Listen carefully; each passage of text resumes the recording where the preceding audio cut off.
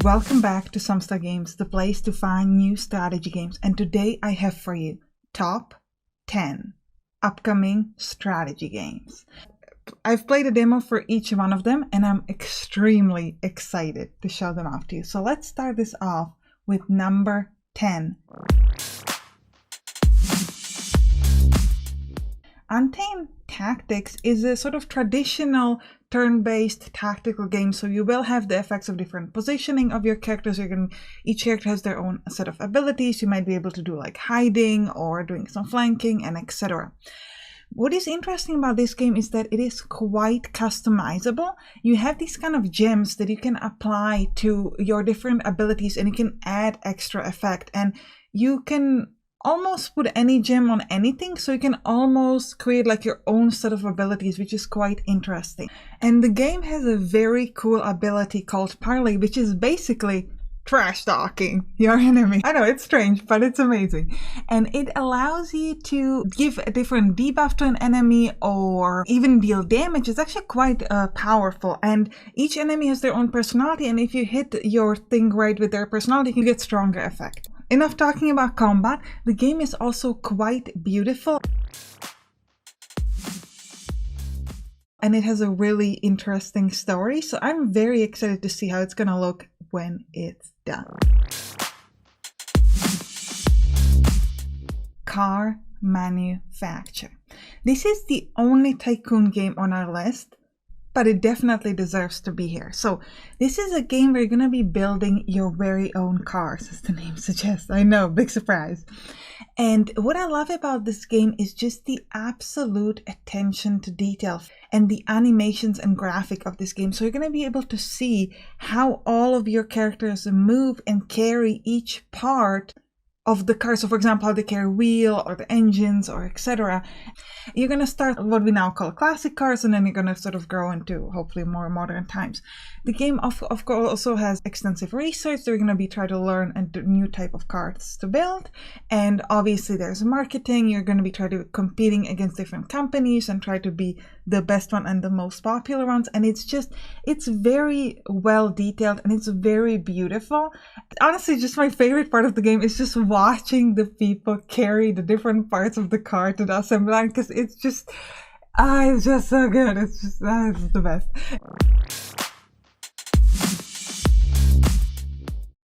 Hellcard is a roguelike deck builder. What does that mean? It's a turn-based strategy game where you're using cards to do combat. Now, this game is meant to be multiplayer. I've only played a single player part of the demo, so I will be rating based on that.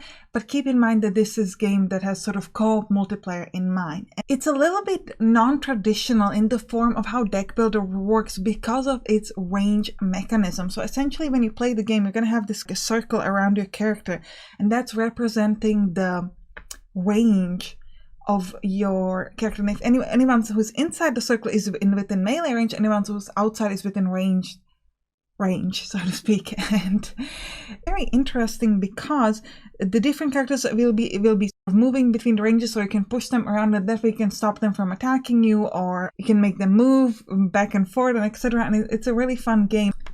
And in between combat, you're going to be able to get some new artifacts. So artifacts are things that give you permanent effects, for example, bonus at the start of each combat or something like that. You can also heal, or sometimes you can even get cards, and in order to get these bonuses you need to pay a certain resource. Mao Kenshi is so beautiful. I know I say this about some of these games, and I will be saying this about some of these games that are higher up on the list, but this game is incredibly beautiful. I mean, just look at the cutscenes and then look at the game. It's just so worth it. So this is a deck builder, but it's quite a non-traditional deck builder. But before we jump into the mechanics, this is a game where you're going to be playing a mighty samurai mage, which I think is so cool. It's a non-traditional deck builder in the form that you're going to be using your cards to move on top of attacking, and essentially you're going to be playing on one big map, and you have action points, and you can exchange the action points to using some of your cards, which will allow you to move or attack the other enemies, and the enemies attack you back if you move within their area of control or zone of control. And the game has really interesting story, and I think it's gonna be one of the really good ones. I'm pretty excited for that. So, you know, Samurai Mage sounds pretty amazing, but what if you want to jump a bit more into the modern times? Well, I've got Capes for you. This is a game where you play a superhero. And what is a Samurai Mage if not a superhero? Maybe it's a villain. Capes is a turn-based tactical strategy game where you can recruit, train, and deploy your team of superheroes to fight against the bad guys. Yes, the game is beautiful. You got that. I know you got that. Come on. Every time. But it's not my fault that every one of these games just looks like you want to grab it and hug it all day. I mean, come on, it's so pretty. Okay. The game has a huge variety of different abilities on each character, but also this game has special abilities if you are adjacent to another character. For example, you might be able to get teleport if you are adjacent to a certain girl, which I think is really incredible, and it's a really new idea for turn-based tactical combats where you don't just have your own abilities for your character, but also something extra special if you can put characters in adjacency or near each other. I think that really adds another tactical layer, and it's just a super fun new way to think about your combat.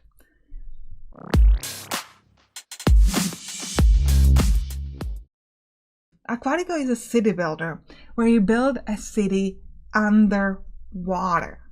The game has a 2-level building system where you're first going to be building on the actual ground floor, and on the ground floor you have to handle pipelines to connect your different factories, which adds that sort of layer of difficulty.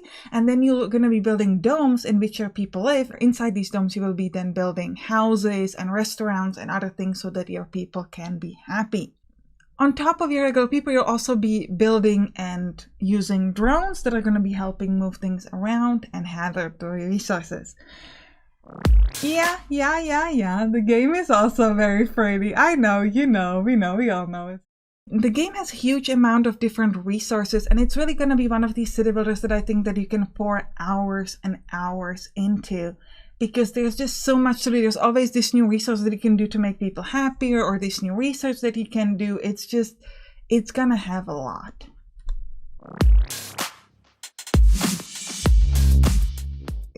Death Roads Tournament. Now I'm just gonna tell you 2 phrases to describe this game. Racing and turn-based. Blowing your mind? Blew my mind too.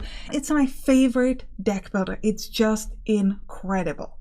The idea of combining racing with a deck builder by itself is just crazy, but it works really well. So first of all, you have these sort of like regular attacks. So essentially you have your card positions and you can attack forward or backwards depending on when the enemy is. But you also have ramming abilities where you can just hit the cards from the side. But if you also get a card's action points to 0, you can jump them into a skid deck, which is a special set of cards, and the card will play random cards from the skid deck and do your random things. And sometimes it can help you, sometimes you can do extra damage. The whole idea of being able to combine racing with turn-based game in a way that not only works well, but actually kind of beats most other deck builders I've seen is just crazy. So I think just for that, the game is worth looking at. But you didn't say it is beautiful. I mean, it is, but it's not Aquatico beautiful. Alright, let's jump to the next one.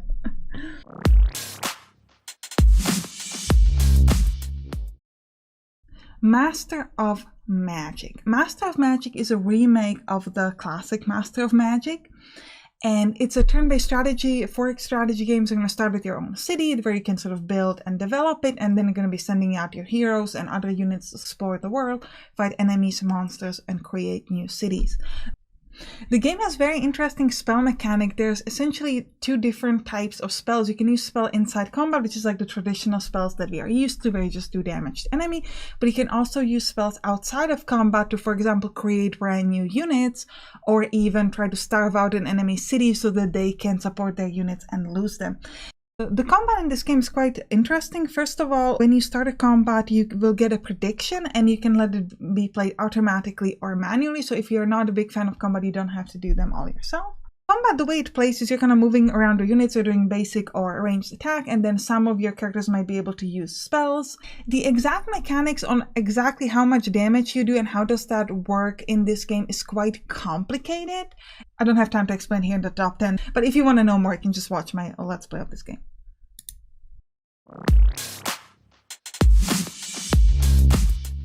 Manor Lords. This game is special. Right now, it's a city builder. But it's not going to be just a city builder. When it's done, it should have huge real-time battles that I honestly cannot wait for, because if the city builder is any indication of what this game is going to be, it's going to blow your mind. And mainly it's going to blow my mind. And I'm excited for that. It's beautiful. Yep, I said it. I know, I said it. Just look at it. So first of all, the game has this sort of upgradability element where, for example, you can build, if you build a house, you can build it on a small plot and just a house, or you can build it on a big plot, and then you might be able to add an extra upgrade like a garden, which will give you some resources. There's just this incredible attention to detail. For example, you can see the characters carrying logs, or when they're building a house, you can see them slowly add up the different wood frames and etc. You can also, even in the demo, you can already move around as your lord with your character around, kind of look around, and there will be diplomacy and etc. And it's just, the city building part is already pretty amazing if this was just a city builder. So I cannot wait to see what it's going to look like when it has all of these other mechanics integrated into it as well. Homicidal All-Stars. This is a turn-based tactical game. Might be noticing a theme in this stuff then. And this is a game where you are in a reality show. And in that reality show, it's kind of kill or die. And you have this group of heroes that you're going to be using, or just people, I guess they're not really heroes, group of people who are trying to, well, kill all the enemies and just survive in this completely insane reality show. And the combat is just incredibly fun. Like, each character has their own special abilities, and some of them are really cool. For example, you can create a decoy, or you can switch with the enemy and then the enemy sort of hit themselves instead of you. You also get cover bonuses and etc. You get Overwatch, all of this good stuff that you would want in a turn-based tactical combat. And the whole time you're fighting, this moderator is going to be commenting as if this was a real reality show. And it's amazing for immersion. Yes. And it's just incredibly fun because you get that hit or you miss, and then you get the commentary and it's like, oh man, I missed, and now they're laughing at me. You know, it's so good, and I cannot wait for the full version. Alright, so let me know if any of these games were in your top 10, and if not, what is your top 10? Or just top 1 if you don't want to write 10. I'm easy to please. Also, if you're still here, thank you, by the way, click that subscribe button. Click that like button, and if you want to go the extra mile, like really want to go the extra mile, you can check out my Patreon in the description. But that's kind of extra, I know that. But, you know, who knows, maybe you'll be into it. Also, you can watch a Let's Play of any one of these games, link in the description. Just check it out. See you there. Bye-bye.